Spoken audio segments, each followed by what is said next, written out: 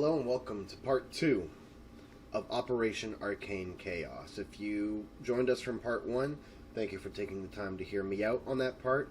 I know that a lot of people are debating the information that's given there. However, I want you to accept, just for the sake of argument, that what I'm telling you right now is the truth.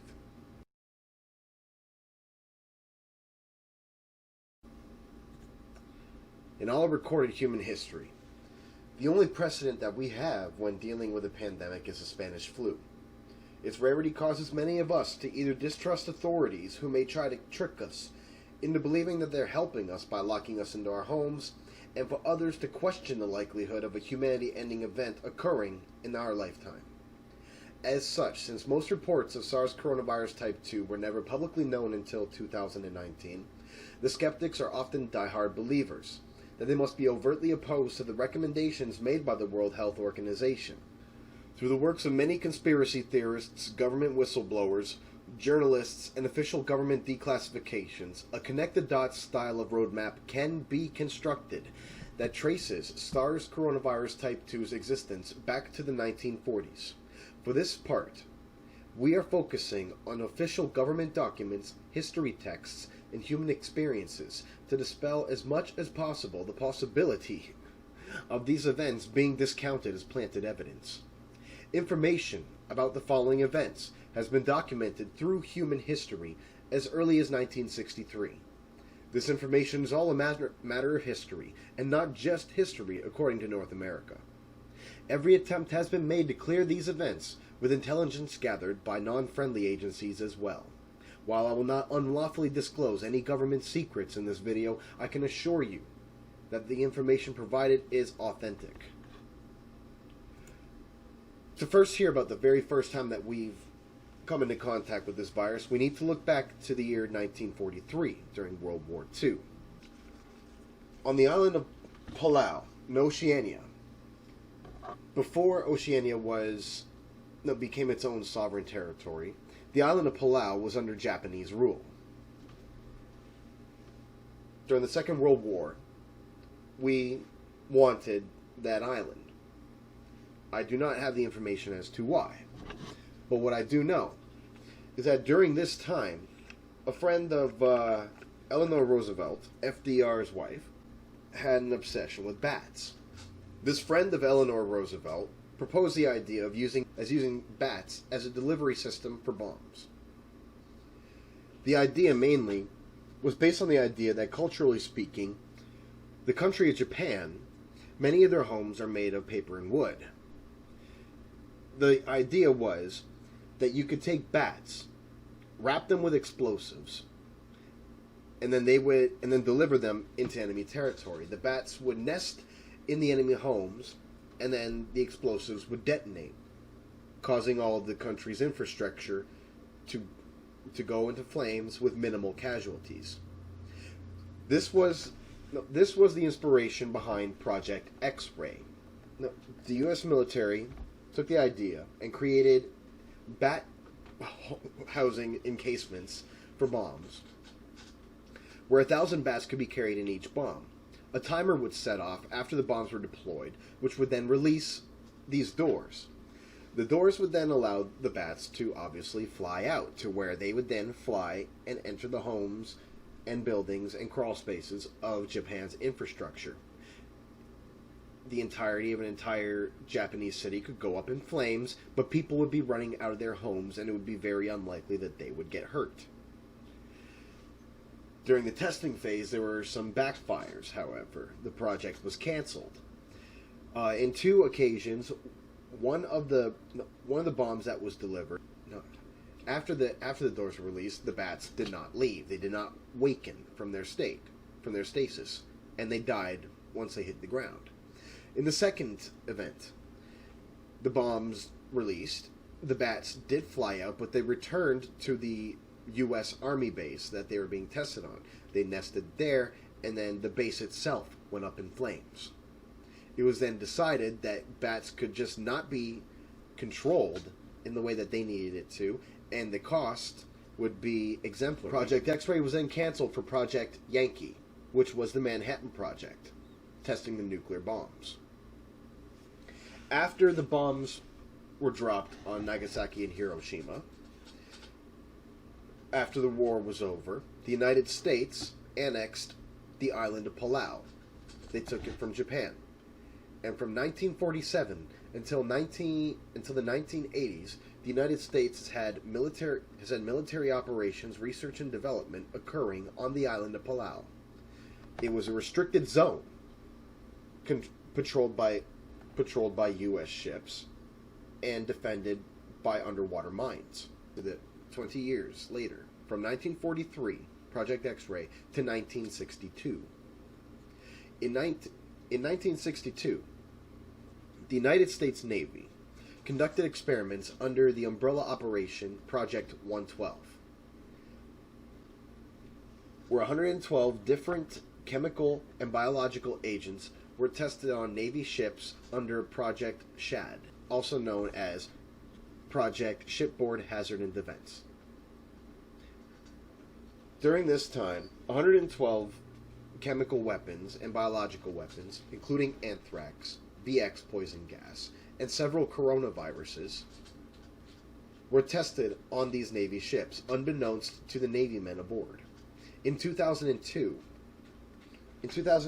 a public announcement was made by the White House, by the Bush administration, informing the world of Project 112 and informing the Navy men that they had potentially been experimented on by these viruses. I would also like to add, for no other reason other than this information has been declassified, that General Mills and Pfizer aided in re-engineering some of these viruses and bacteria for weaponization. In 1982, the United States then gave up the island of Palau and became its own sovereign form, but maintained a pact with the United States to continue receiving aid and military support in times of war. However, a part of this pact made it known that on the island of Palau, there were to be no weapons of mass destruction or biological or chemical weapons to be stored on the island unless during times of war.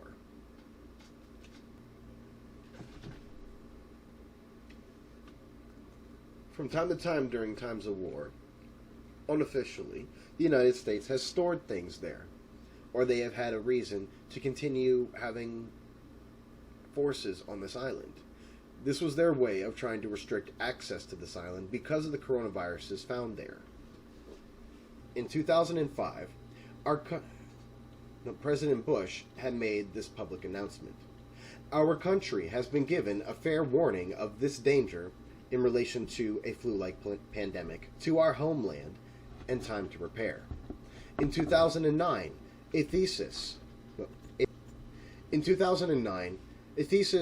was released to the United States government from the Naval Postgraduate School in Monterey, California, by one John Foley, named The Pandemic Pendulum, a critical analysis of federal and state preparedness for a pandemic event, in which he was very critical on the fact that there was no collaboration between states and the federal government on how to defend the country against a viral attack of the avian flu.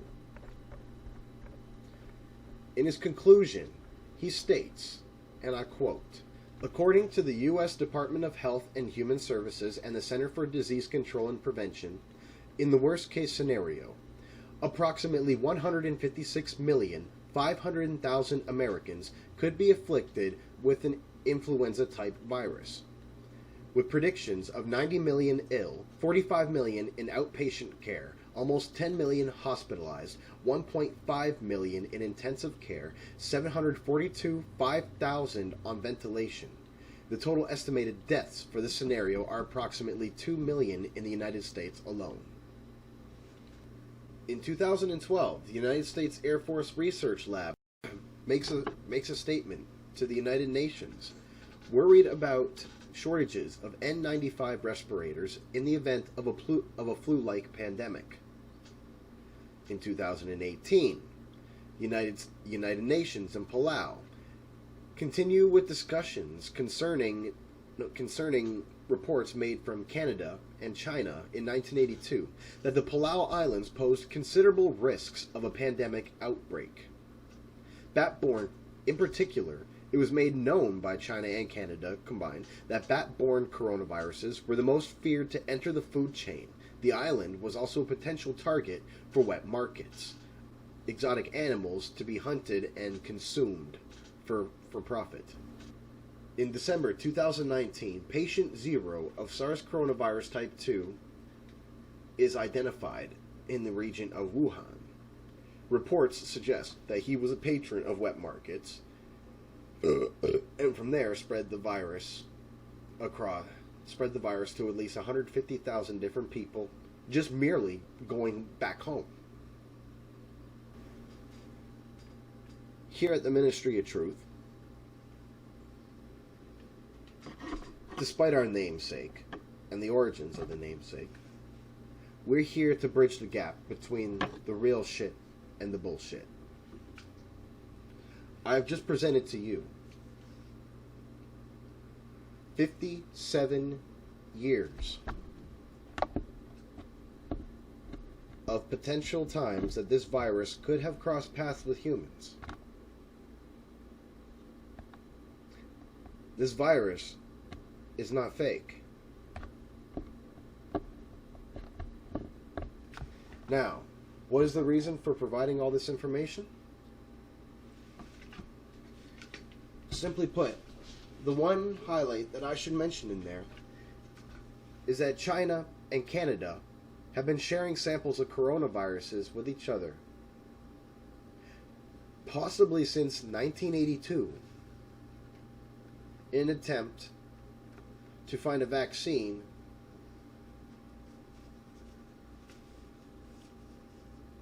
for a cure against a natural self-defense mechanism of bats. And unfortunately, we are now here. I'd like to thank you for joining me for part 2. Part 3, we will be discussing why the secrecy behind all this information. Why has none of this stuff really been made public knowledge? Why have some of these things been classified secret, top secret, level 2 and 3 access, and at times level 4? In part 3, I'll try to clear the fog when it comes to that part, so we can put to bed the debate over whether or not we should be taking this seriously. Thank you for joining me up until now. I hope you'll join me again.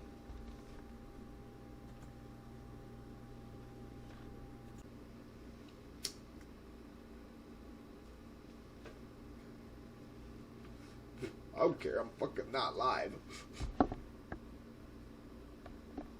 This shit's legal in Canada.